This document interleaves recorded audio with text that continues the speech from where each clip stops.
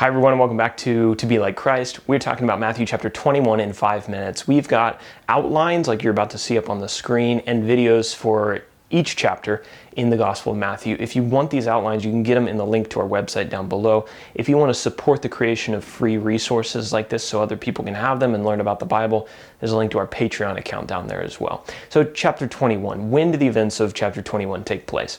Well, this is during Jesus' ministry on earth. 30 years after his birth, plus probably about 3 years at this point. So basically this entire gospel, except for the first couple chapters, is between 26 and 31 AD. As for our main characters in this chapter, we've kind of got the typical cast of characters. We've got Jesus. We've got his disciples and his apostles, his students. We've got the good old Pharisees, Sadducees, and elders, and chief priests. They are trying to trick Jesus and trap him in his words and in his teaching so they can have something to accuse him of. And then we encounter some salesmen and some money changers. These were people that were hanging out in the temple and they were ripping off the people as they came to worship. So as chapter 20 ended, Jesus was on his way to Jerusalem. So part of this chapter takes place in Jerusalem. Part of it happens just outside of Jerusalem, near the Mount of Olives. And Jesus also leaves Jerusalem and he goes and lodges in Bethany, which was a town to the east. You can see it there on the map. He did that after purging the temple. And in the morning, he then returns to Jerusalem. So he's kind of in and out of Jerusalem in this chapter. The first section of this chapter is kind of a famous story, usually referred to as the Triumphal Entry. This is verses 1 through 11. Jesus sent two of his disciples into a village to find him a donkey to ride on into Jerusalem. And he entered the city, and as he was entering, people were putting their cloaks and palm branches in the road along his path. And they were shouting, "Hosanna to the Son of David."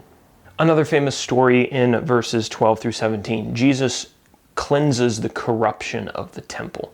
So Jesus has entered into Jerusalem at this point. He goes to the temple, and there he finds people who were extorting just the regular Jewish people who had come to the temple to worship and to offer sacrifices.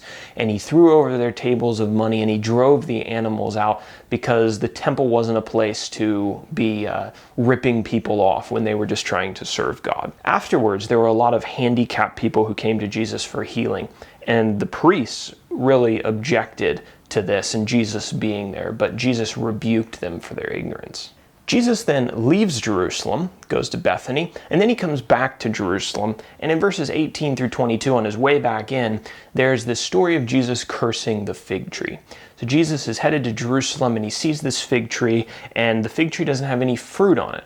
And so Jesus curses the fig tree, and it withers rather quickly.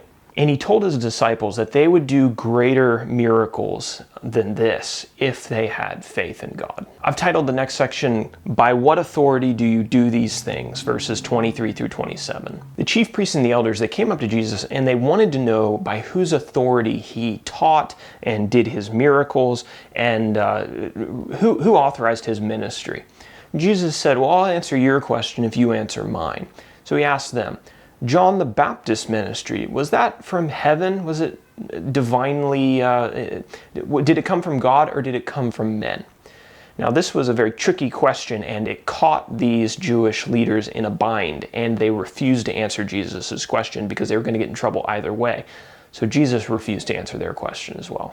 Then in dealing with some of these hypocritical Jewish leaders, Jesus tells a parable about two sons. There was a man, he had two sons, and he told them to go into work in his vineyard that day. The first son said, "No, I won't go." But then later he repented and he went to the vineyard as his father had asked him. The second son said, "Oh yes, Father, I'll go to the vineyard." But then he never went.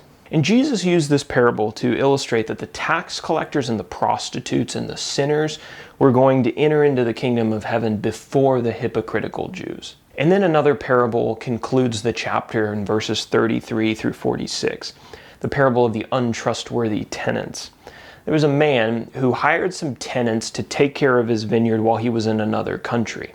And when the harvest time came, the master sent a servant back to the tenants to collect what was due to him. But the tenants refused to pay. and they beat up one of the servants, and they killed one of the servants, and they stoned another one. Next, the vineyard owner decided to send his son because he thought that they would respect his son. But they just went ahead and killed him too. And Jesus compared these wicked tenants to the Jewish leaders in the way that they had responded to the prophets and were now responding to Jesus, God's Son.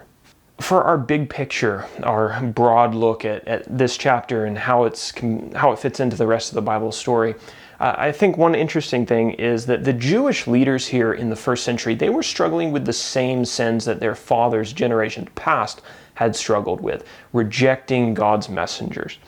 And many of the modern sins that grip the hearts of men and are a plague on our society, they've appeared in the past. They're not new things. And although Satan's tactics may differ due to culture and technology, at the roots, they're really the same sins. And people have been struggling with the same kind of stuff forever. And for our application, it's really easy to see the sins of other people but not be able to see our own sins and failings. When Jesus told the parable of the untrustworthy tenants, the Jewish leaders were very quick to condemn those tenants and to say, what they deserved. However, they couldn't see that Jesus was using that parable and those tenants to illustrate themselves. They could easily spot the sins of others, couldn't see that they had those same sins manifest in their lives. So the application is be quick to look for and identify sins in yourself before going out and looking for the faults of other people.